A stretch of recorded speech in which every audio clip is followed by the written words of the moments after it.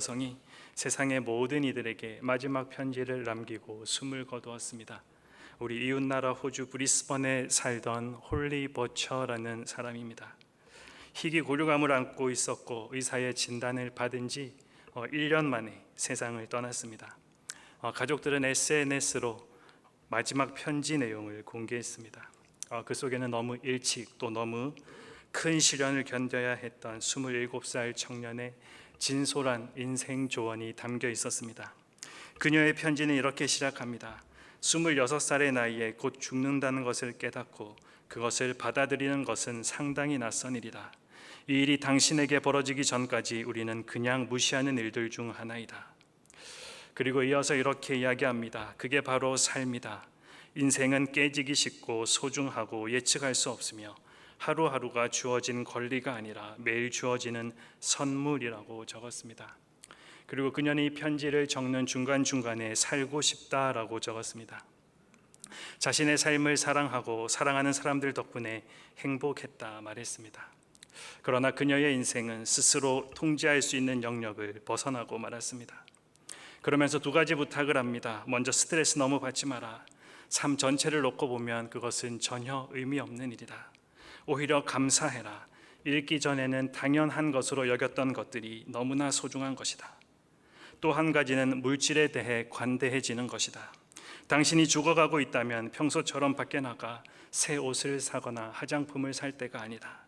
우리 삶에서 새로운 옷과 물건에 많은 돈을 지출할 가치가 있다고 생각해온 것이 얼마나 어리석은 일인지 깨달았다. 대신 다른 사람의 시간을 소중히 여기고 경험에 돈을 쓰라라고 조언했습니다.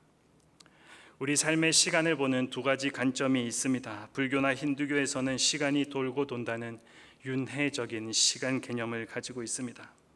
인간은 해탈하기 전까지 사는 것과 죽는 것을 계속해서 반복하게 되는데 이때 가지는 몸과 그 상태는 자신의 행위에 따라 결정된다라는 생각입니다. 그러기에 시작도 없고 끝도 없습니다.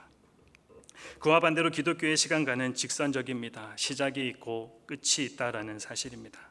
그래서 이 현재라는 시간은 다시 돌아오지 않습니다. 우리가 겨울이 왔지만 이 겨울은 내년에 다시 오지 않습니다. 내년에 오는 겨울은 그 해에 맞이하는 겨울일 뿐입니다. 그런 점에서 우리는 이전에도 없었고 또 앞으로도 없을 그런 시간들을 매 순간 살아가고 있는 것입니다. 따라서 우리 모두에게 단 한 번 주어지는 오늘이라는 이 시간을 얼마나 소중하게 여기고 사용하느냐가 지혜라고 말할 수 있겠습니다. 오늘 본문에도 한 사람이 자신의 삶의 시간을 되돌아보고 있습니다. 그는 바로 야곱입니다. 야곱은 가장 사랑하던 아들 요셉의 손에 이끌려 애굽 왕 바로를 만나게 됩니다. 그리고 바로가 야곱에게 이렇게 질문합니다. 오늘 8절의 말씀처럼 내 나이가 얼마냐? 근데 바로는 왜 처음 만난 이 야곱에게 나이부터 물어봤을까요? 이름이 무엇이냐? 어디서 왔느냐? 여기까지 오기에 얼마나 고생을 했느냐? 할 수 있는 질문이 많았을 것입니다. 그런데 바로 왕은 야곱을 보자마자 대뜸 나이를 묻습니다. 아마도 야곱의 외모에 인생의 산전수전을 겪어온 거친 자국들이 나타나 있었기 때문일 것입니다. 바로의 질문에 야곱이 이렇게 대답합니다. 본문 9절 말씀입니다. 야곱이 바로에게 이르되 내 나그네 길의 세월이 130년이니이다. 내 나이가 얼마 못되니 우리 조상의 나그네 길의 연조에 미치지 못하나 짧고 험악한 세월을 보냈었나이다. 질문도 참 흥미롭지만 그에 대한 대답도 흥미롭습니다. 야곱도 그냥 130살이라고 대답하면 될 것을 굳이 자신의 나이를 나그네 길이라고 말하고 있습니다. 그러면서 야곱은 그 130년 나그네 길의 삶을 다시 두 단어로 설명합니다. 짧고 험악했다. 사람은 지나간 시간은 항상 짧게만 느껴지는 것이 사실인 것 같습니다. 130세 정도면 굉장히 긴 시간을 산 것 같은데 자기 나이가 얼마 안 된다라고 표현하고 있습니다. 사실 이것은 야곱이 자기 조상들과 비교해 보니 짧다라는 말입니다. 할아버지 아브라함은 175세까지 살았고 그의 아버지 이삭은 180세까지 살았습니다. 그러니 그들 조상의 나이와 비교하면 그의 미치지 못한 나이라고 할 수 있겠습니다. 하지만 그가 겪은 일을 생각하면 조상들이 겪은 어려움에 결코 뒤지지가 않습니다. 그래서 야곱은 험악한 세월이라고 표현합니다. 그렇습니다. 쉬운 삶은 하나도 없습니다. 어떤 사람은 나만 힘들다, 나만 왜 이렇게 어려울까 생각할 수도 있겠지만 문제없는 삶은 없습니다. 우리 모두는 상실과 분노, 절망과 두려움, 한맺힘과 수치 등을 끊임없이 경험하면서 살아가고 있습니다. 오늘 야곱이 말한 이 험악한 삶은 사실입니다. 특별히 아버지 이삭에 비해 남다르게 그의 삶은 험하겠습니다. 야곱이 이렇게 험악한 세월을 살았던 이유가 무엇입니까? 처음에 야곱은 굉장히 자아가 강했고 또 고집이 세고 목표 지향적이었습니다. 쌍둥이였던 야곱은 어머니 뱃속에서부터 싸우기 시작했습니다. 태어날 때는 심지어 형의 발 뒤꿈치를 잡고 나왔습니다. 목적을 이루기 위해서는 수단과 방법을 가리지 않았던 사람입니다. 아버지와 형을 속이고 그리고 장자권의 축복을 가져갑니다.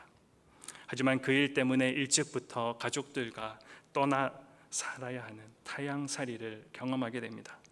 그리고 외삼촌 라반의 집에서 처가살이 종살이를 하며 힘든 시간들을 보냅니다. 이렇게 전반기 야곱의 삶의 모습을 보면 그렇게 힘들게 만들고 그렇게 험한 삶을 살게 만든 장본인이 누굴까 우리는 한번 생각해 보게 됩니다. 여러분, 야곱의 삶을 그렇게 만든 사람이 누구입니까? 그것은 다름 아닌 야곱 자신이었습니다. 험악한 삶을 누가 강요한 것이 아니라 야곱 자신이 선택했다라는 것입니다. 그리고 그 근본적인 원인을 들여다보면 그 안에 야곱의 욕망이 있고 그 욕망의 안쪽에는 인간의 죄성이 있음을 보게 됩니다. 야고보 사도가 이야기했습니다. 욕심이 잉태한즉 죄를 낳고 죄가 장성한즉 사망을 낳느니라. 우리의 삶이 계속해서 꼬이고 험악하게 되는 원인을 점검해 보면 우리의 삶 또한 다른 사람 때문이 아닙니다. 환경 때문이 아닙니다. 나 자신 때문일 때가 더 많이 있다라는 사실을 우리는 발견하게 됩니다. 내가 불행을 선택한 경우가 더 많이 있다라는 것입니다. 그리고 그 원인은 가만히 살펴보면 바로 욕심이고 탐욕이고 욕망입니다. 근원적인 것은 나로부터 출발되는데 그것은 우리 안에 있는 죄성이 나의 삶을 힘들게 만들고 나의 선택을 잘못되게 만들어 가는 것입니다. 결국은 무엇의 문제입니까? 죄의 문제입니다. 죄가 우리의 삶을 어긋나게 만들고 불행하게 만들어 가는 것입니다.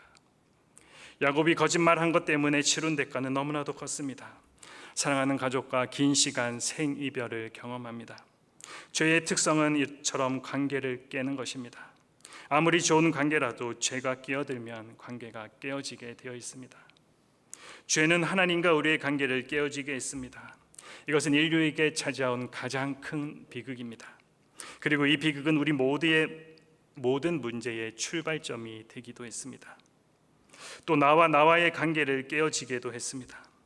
하나님과의 관계가 깨어진 나는 자기 안에 갈등이 계속해서 일어납니다. 자신의 존재가 불안하고 또 편안함이 없습니다. 자기 자신을 볼 때 만족함이 없습니다. 내 안에 평안함이 없는 사람은 다른 사람들과 아름다운 관계를 가질 수가 없습니다. 우리도 옛사람 야곱으로 살면 험악한 삶이 될 수밖에 없습니다. 그래서 바울은 우리들에게 호소합니다. 너희는 유혹의 욕심을 따라 썩어져가는 구습을 따르는 옛사람을 벗어버리고. 바울이 이처럼 강조하는 이유가 무엇입니까? 그렇게 하지 않으면 우리에게도 험악한 인생이 예고되어 있기 때문입니다.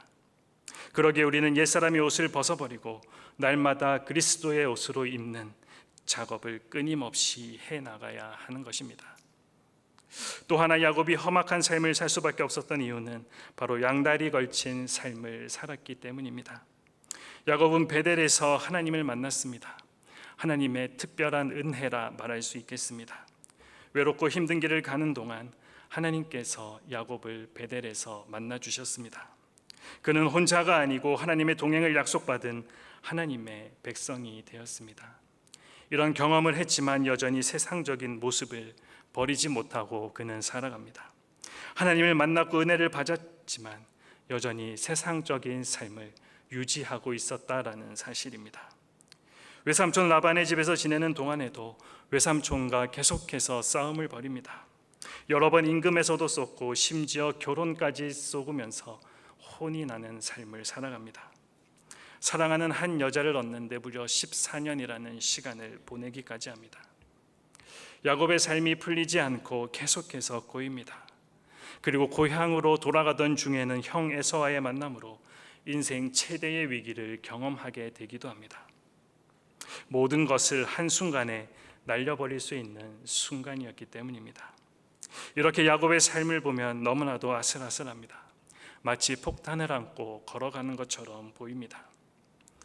우여곡절 끝에 야곱은 야복 강가에서 하나님의 사자와 씨름해서 그 하나님을 만나고 이스라엘이라는 새로운 이름을 받게 됩니다.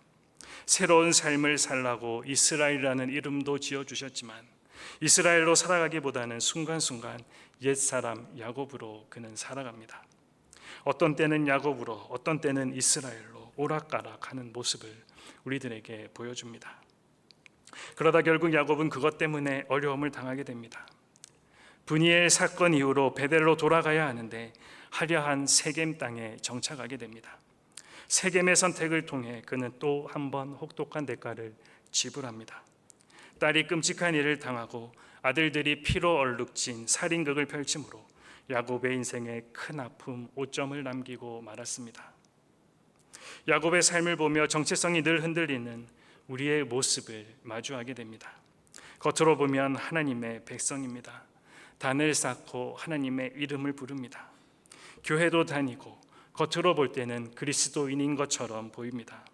하지만 일상으로 돌아가면 자기 기분대로 살아가고 있습니다. 양육반을 하며 많은 집사님들의 고백을 통해서 듣는 이야기지만 많은 분들의 모습이 교회에서의 모습과 또 세상에서의 모습이 너무나도 다르다 이야기합니다. 어떤 때는 그리스도인으로 살다가 또 때로는 전혀 그리스도인이 아닌 모습으로 뒤바뀌는 모습들, 이러한 믿음의 삶은 굉장히 위험한 모습입니다. 이스라엘이 되었으면서도 옛 야곱의 속성을 간직하고 사는 것이 바로 험악한 삶을 살게 하는 중요한 원인이 되었다라는 사실을 우리는 기억해야 할 것입니다. 그러면 어떻게 해야 이렇게 험악한 삶을 살지 않을 수 있겠습니까? 먼저 우리는 우리 신분, 우리 정체성을 다시 한번 기억해야 합니다. 내가 누구인지 모르면 내가 어디로 가야 할지, 무슨 일을 해야 할지 우리는 모릅니다. 정체성에 혼란이 오니까 자신의 삶이 뒤죽박죽이 되고 똑바로 걸어가지 못하는 것입니다. 하나님을 믿는 저와 여러분의 정체성이 무엇입니까? 3절에 바로가 직업을 묻습니다. 그러자 대답하기를 우리는 목자인데 조상 때부터 목자였다라고 이야기합니다. 고대의 목자들은 한 곳에 속하지 않고 지역을 떠돌아다니며 가축을 치는 자들이었습니다.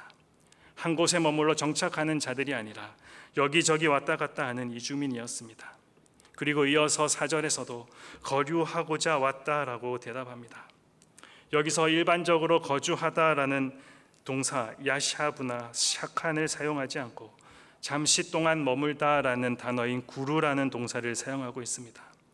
특히 히브리어 구루라는 이 단어는 같은 민족이 아닌 사람들 사이에서 사는 것, 즉 낯선 지역에서 머무르는 것을 의미합니다.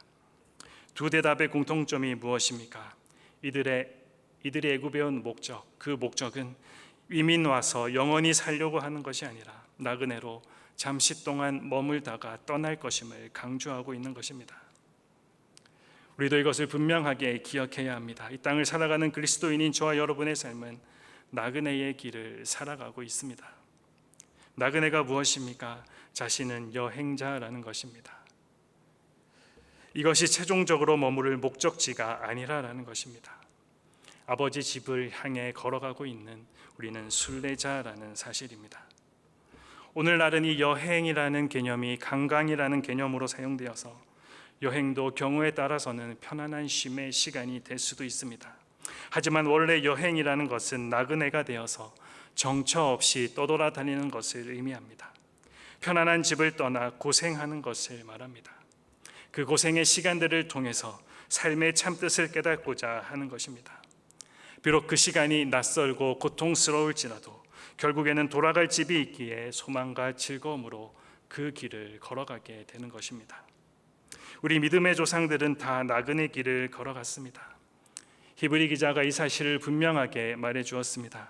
히브리서 11장 13절에 이 사람들은, 그 앞에 아브라함, 사라, 이삭, 야곱을 소개한 이후에 이 사람들은 다 믿음을 따라 죽었으며 약속을 받지 못하였으되 그것들을 멀리서 보고 환영하며 또 땅에서는 외국인과 나그네임을 증언하였으니 그들이 이같이 말하는 것은 자기들이 본향 찾는 자임을 나타냄이라. 믿음을 따라 살고 죽은 사람들이 이 땅에서는 외국인과 나그네라는 증거를 받았다라고 말합니다. 우리는 흔히 이 아브라함의 복을 달라라고 기도합니다. 그것은 우리들에게 기억되는 이 아브라함의 이미지가 부자였기 때문입니다. 그런데 아브라함이 재산이 많았다라는 것은 사실이지만 그 재산을 가지고 그가 성을 쌓거나 또 편안히 살지는 않았습니다. 그것은 이 땅에 그가 마음을 두지 않고 나그네와 같이 살았다라는 것입니다. 실제로도 그는 하나님의 말씀에 순종하여서 여기저기 옮겨 다니며 생활을 했습니다. 이것은 자신이 더 나은 본향을 바라보고 나아가는, 곧 하늘에 있는 아버지 집을 찾아가는 나그네였음을 알았기 때문입니다. 아브라함뿐만 아니라 믿음의 조상들이 모두 더 나은 본향을 찾아가는 나그네였다라고 우리들에게 증언합니다. 그런데 우리는 이 땅에서 누리는 것에만 관심이 집중되어 있습니다. 마치 여기서 영원히 살 것처럼 우리의 삶을 살아가고 있습니다. 여기에 우리의 성을 쌓으려고 하고 있습니다. 하나님께서 하늘에 예비하신 성은 우리가 쌓은 성에 갈려서 보이지도 않습니다. 우리는 2주 전에도 주일 설교 말씀을 통해서 우리가 나그네임을 기억해야 한다 분명히 말씀을 들었습니다. 우리는 더 나은 본향을 향해 가는 나그네라는 말을 참 많이 들음에도 그 의식을 잊어버리고 살아갑니다. 그러니 정체성에 혼란이 오고 자신의 삶이 뒤죽박죽되어 똑바로 걸어가지 못하는 것입니다. 우리들의 눈에 보이는 것, 그 어떤 것도 우리들의 영원히 가져갈 수 있는 것은 하나도 없습니다. 나그네는 짐이 많으면 불편합니다. 가벼울수록 좋은 것입니다. 그래서 베드로 사도는 우리들에게 베드로 전서에서 이렇게 권면합니다. 사랑하는 자들아, 거류민과 나그네 같은 너희를 권하노니 영혼을 거슬러 싸우는 육체의 정욕을 제어하라. 베드로 사도도 우리들에게 거류민과 나그네 같은 너희라라고 정의합니다. 그리고 무엇을 다스리라 이야기합니까? 욕심을 다스리라 이야기합니다. 삶의 태도와 방식이 잘못되면 결국 고생하게 되어 있기 때문입니다. 야곱이 그동안 그렇게 살아왔습니다. 쓸데없는 것, 불필요한 것들을 모으느라 살아왔습니다. 오늘 야곱의 모습이 혹 저와 여러분의 모습과 너무 닮아 있지는 않습니까? 욕심이 있으면 사람이 조급해집니다. 사나워집니다. 무정해집니다. 그러기에 우리는 욕심을 버려야 하는 것입니다. 그래야 여유라는 것이 생깁니다. 믿음의 눈이 열려 사물을 바라보는 관점이 달라져야 합니다. 가치관이 바뀌어야 합니다. 이 가치관이 바뀌는 자리까지 나아가야 우리가 온전한 그리스도인이 되는 것이라는 사실을 기억해야 할 것입니다. 이것이 우리들에게 주신 복이기도 합니다. 그리고 나서 이러한 정체성을 가지고 분명한 목적지를 향해 달려가야 합니다. 우리는 속도보다 방향이 더 중요하다라는 말을 참 많이 들으면서 살아가고 있습니다. 하지만 이것은 매우 중요한 말입니다. 야곱이 오늘 열심히 살기는 했는데 자신의 고집 때문에 종종 방향 감각을 잃어버렸습니다. 목적지를 잃어버리니 그의 삶이 돌고 돌았습니다. 그것이 그의 삶을 험악하게 만들기도 하였습니다. 여러분, 돌아갈 집이 없는 사람은 나그네가 아니라 방랑자입니다. 아무리 바빠도 우리가 어디로 가야 할지를 알고 가야 하는 것입니다. 그러기에 우리는 자꾸 반복적으로 우리의 목적지를 확인해야 합니다. 그런 의미에서 우리에게 허락되어 있는 이 신앙 공동체는 굉장히 중요합니다. 우리는 종종 길을 잃습니다. 세상의 지혜, 방향을 놓쳐버릴 때가 참 많이 있습니다. 그럴 때 우리 신앙 공동체가 지금 우리가 어디로 가는지 방향을 잃어버리지 않도록 도와주는 역할을 하게 됩니다. 그러므로 여러분들이 공동체를 귀하게 여기고 각자가 속한 목장 공동체 가운데 열심히 참여하셔야 합니다. 우리 한우리 공동체가 여러분의 목장 공동체가 여러분들의 삶의 안전장치가 되어야 하는 것입니다. 우리는 이 땅에서 영원히 사는 것이 아닙니다. 우리가 가야 할 곳이 분명히 있습니다. 히브리서 11장 16절입니다. 그들이 이제는 더 나은 본향을 사모하니 곧 하늘에 있는 것이라. 그리스도인의 목적지는 더 나은 본향, 곧 하나님 나라입니다. 이 땅에서 행복하게 사는 것 중요합니다. 그러나 이 땅에서 행복하게 사는 것이 전부가 되어버리면 우리는 목적지를 잃어버릴 수가 있습니다. 더 나은 본향을 놓칠 수 있다라는 사실입니다. 여러분은 더 나은 본향을 생각하고 사모하며 살아가고 있으십니까? 무신론의 전도사라고 자처하는 리처드 도킨스라는 사람이 자신이 무신론자가 된 이유 중 하나를 크리스천에게 없는 내세 사상이라고 말했습니다. 다시 말하면 기독교인들이 말로는 하나님과 천국이 있다라고 말하지만 그들의 삶을 보면 전혀 천국이 없는 사람들처럼 살아가고 있다라는 사실입니다. 굉장히 뼈 있는 지적이라 생각됩니다. 여러분들 이 지적 앞에 그렇지 않다라고 자신 있게 대답하실 수 있으십니까? 출애굽기에 보면 하나님께서는 이스라엘 백성들에게 요셉을 알지 못하는 왕이 일어나서 이스라엘 백성들을 괴롭히도록 하셨습니다. 그 이유는 그래야만 그들이 애굽을 떠나 가나안으로 가고 싶은 소원이 일어날 것이기 때문이었습니다. 실제로 그들은 애굽에서 노예로 살아가는 것이 너무나도 힘들어서 하나님께 부르짖었고, 그리고 하나님께서는 그들의 부르짖는 소리를 들으시고 모세를 보내셔서 그들을 애굽에서 건져내시고 가나안으로 인도하셨습니다. 마찬가지로 하나님께서는 때때로 우리가 원하지 않는 고난과 어려움을 우리에게 허락하십니다. 그 고난과 어려움 때문에 우리 마음속에 하늘나라에 가고 싶은 마음이 들 수 있게 되기 때문입니다. 우리의 삶이 힘들수록 하나님 나라를 소망하는 그 소리들이 참 많이 들렸습니다. 그러나 살기 좋아진 지금 그 소리가 사라진 지 오래입니다. 우리는 이 세상에서 영원히 살아갈 사람이 아닙니다.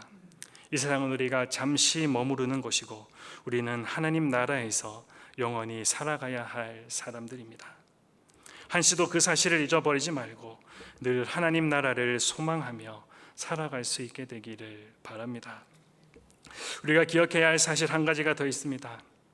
130년 동안 살았던 야곱, 자신의 삶을 험악한 삶이라고 고백했지만 창세기를 우리가 잘 읽어보면 하나님은 한 번도 이 야곱을 놓친 적이 없었습니다. 하나님이 도우시는 손길로 지키시지 않은 적이 없었습니다. 그런데 야곱은 그것을 잘 알지 못했습니다. 야곱이 어려운 순간마다 하나님께서 나타나셨습니다. 그리고 말씀해 주셨습니다. 네가 어디를 가든지 내가 너를 지켜주리라. 하나님께서는 이 약속대로 야곱의 일생 동안 언제나 모든 일에 간섭하시고 도와주시고 보호해 주셨습니다. 바꿔 말하면 야곱은 늘 하나님의 은혜 안에 살고 있었다라는 사실입니다. 한 번도 하나님의 은혜가 야곱을 떠난 적이 없었습니다. 하나님의 보호하심이 야곱을 떠난 적이 없었다라는 사실입니다. 그럼에도 야곱은 불안했던 적이 많았고 조급했던 적이 많았으며 낙심했던 적이 더 많았습니다. 그 이유가 무엇입니까? 자신의 삶에 믿음으로 반응하지 못했기 때문입니다. 그랬기에 야곱의 삶은 자신의 고백처럼 험악했습니다. 여러분도 이것을 잊지 않기를 원합니다. 우리는 늘 하나님의 보호와 은혜 안에 살아가고 있습니다. 하나님 우리를 사랑하시되 당신의 독생자를 주시기까지 우리를 사랑하셨습니다. 예수님은 저와 여러분을 위해서 십자가에서 대속의 피를 흘리고 죽으셨습니다. 이제는 하나님이 우리의 아버지가 되시고 그리고 우리의 고향은 아버지 하나님이 계신 천국이 되는 것입니다. 이 세상에서 우리가 이렇게 살아갈 수도 있고 또 저렇게 살아갈 수도 있지만 궁극적으로 우리는 천국에 가게 되어 있습니다. 우리의 삶의 결론은 행복하게 끝이 나게 되어 있다라는 것입니다. 하나님도 그렇게 약속하셨습니다. 로마서 8장 28절 말씀입니다. 우리가 알거니와 하나님을 사랑하는 자 곧 그의 뜻대로 부르심을 입은 자들에게는 모든 것이 합력하여 선을 이루느니라. 비록 지금은 고생스럽고 어려운 일뿐이더라도 여러분이 이 사실을 진짜로 믿는다면 삶의 모든 상황 가운데 우리는 믿음으로 반응해야 합니다. 그 말은 예수 그리스도 안에서 우리에게는 험악한 세월이 없다라는 것입니다. 어떤 상황을 만나던 여러분의 삶 속에 보이지 않게 흐르는 하나님의 은혜가 있습니다. 우리는 그것을 보아야 합니다. 우리의 삶은 하나님의 은혜의 울타리 안에 놓여 있기 때문입니다. 여러분, 누군가가 130년을 살고 나서 자신의 삶을 돌아보며 생각나는 단어가 나그네와 험악함밖에 없다면 그의 삶은 성공한 삶이요 행복한 삶이었다 평가할 수 없을 것입니다. 하지만 이것이 야곱 자신이 돌아본 자신의 삶이었다는 점은 야곱처럼 하나님을 믿고 이 땅 가운데 살아가고 있는 우리들에게 하나님 안에서 우리들의 삶의 방식에 대해 많은 것을 생각하게 해줍니다. 오늘 야곱의 이야기가 우리들에게 들려주는 것은 하나님의 택함을 받은 하나님의 백성들은 하나님의 뜻 안에서 하나님의 방법대로 살아가야 한다라는 사실입니다.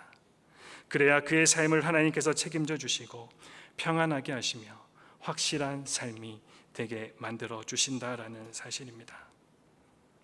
오늘 야곱은 안타깝게도 바로왕 앞에서 자신의 생애를 험악하다 표현했습니다. 저와 여러분도 언젠가 우리의 참된 왕 되신 예수님 앞에 설 때가 분명히 올 것입니다. 야곱의 고백이 우리의 삶에서 반복되지 않도록 해야 되지 않겠습니까? 여러분의 나이는 얼마입니까? 나이가 말하는 의미는 그만큼 하나님의 은혜를 받고 살았다라는 것입니다. 저는 여러분이 자신의 삶을 하나님께 이렇게 고백할 수 있기를 소망합니다. 하나님, 저는 정말 은혜를 받은 사람입니다.